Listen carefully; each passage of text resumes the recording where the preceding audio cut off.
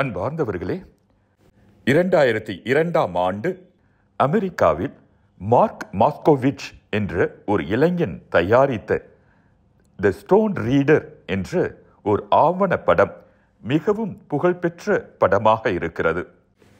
இந்த ஆவணப்படம் தயாரிக்கப்பட்டதன் பின்னணி ஒரு சுவையான பின்னணி என்பதோடு மட்டுமல்ல, ஓர் அழகான பாடத்தையும் நமக்கு கற்றுத்தருகிறது.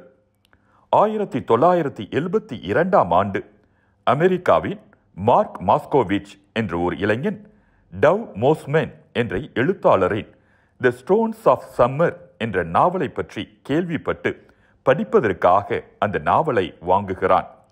ஏதோ காரணத்தால் அந்த நாவலை அவனால் உடனடியாக படிக்க முடியவில்லை.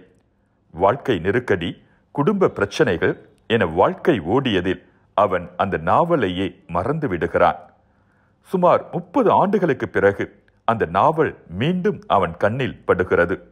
ஆசையாக வாங்கிய நாவலை இத்தனை ஆண்டுகள் படிக்காமல் விட்டுவிட்டோமே என்று ஆதங்கப்பட்ட அவன் உடனடியாக அந்த நாவலை படிக்க ஆரம்பிக்கிறான். 3 நாட்களில் அந்த நாவலை படித்து முடித்து விடுகிறான். இப்படி ஓர் அழகான நாவலை இத்தனை ஆண்டுகள் படிக்காமல் இருந்து விட்டேனே என்ற குற்ற உணர்வு அவனுக்குள் உருவாகிறது. டவ் மோஸ்மேன் வேறு ஏதாவது நாவல் எழுதியிருக்கிறாரா என்று தேடி பார்க்கிறான். எதுவுமே கிடைக்கவில்லை. அவரை எப்படியேனும் சந்திக்க வேண்டும் என எண்ணி புத்தக வெளியீட்டு நிறுவனத்தை தொடர்பு கொள்கிறான். டவ் மோஸ்மேன் இந்த ஒரே ஒரு நாவலைத்தான் எழுதினார். அதன் பிறகு எதையுமே அவர் எழுதவில்லை. எழுத்துலகை விட்டே விலகி போய்விட்டார் என்று அவர்கள் வழியாக தெரிந்து கொள்கிறான். எப்படியாவது டவ் மோஸ்மேனை தேடி கண்டுபிடித்து விட வேண்டும் என்ற இயக்கத்தோடு அந்த நாவலின் அட்டைப்படம் வரைந்த ஓவியர், விமர்சனம் எழுதியவர், அச்சிட்டோர் என எல்லோரையும் தேடி பார்த்து விவரம் கேட்டறிகிறான் மார்க் மாஸ்கோவிச். ஆனால் யாருக்குமே டவ் மோஸ்மேனை பற்றிய எந்த தகவலும் தெரியவில்லை.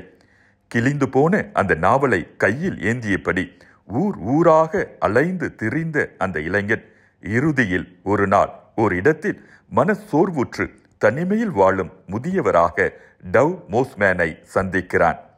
தன் விருப்பமான எழுத்தாளரை சந்தித்த மகிழ்ச்சியில் அவர் ஏன் அந்த ஒரு நாவலோடு எழுதாமலேயே போனார் என்று கேட்கிறான் மாஸ்கோவிச். அதற்கு மௌனமே பதில். எது அவரை இப்படி ஆக்கியது? குடும்பமா, உளப்பிரச்சனையா, எதிர்ப்பா, புறக்கணிப்பா? காரணம் தெரியாமல் தத்தளிக்கிறான். ஒரு வழியாக இந்த சமுதாயமும் அவரது குடும்பமும் தான் அவரை புறக்கணித்து விட்டது என்று அறிந்து வேதனைப்படுகிறான்.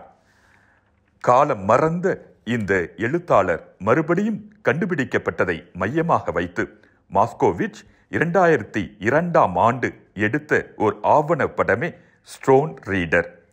உலகிலேயே மிக கடுமையான தண்டனை புறக்கணிப்பு தான். நாம் அனைவரும் வாழ்வில் சந்தித்திருக்கும் அல்லது சந்திக்கவிருக்கும் அந்த வருத்தமான அனுபவமே புறக்கணிப்பு. மனித அனுபவங்களிலேயே மிக ஆழமான காயங்களை உருவாக்குவதும் இந்த புறக்கணிப்பே. புறக்கணிப்பு என்பது ஓர் ஆற்ற முடியாத ஓர் உறவு காயம்.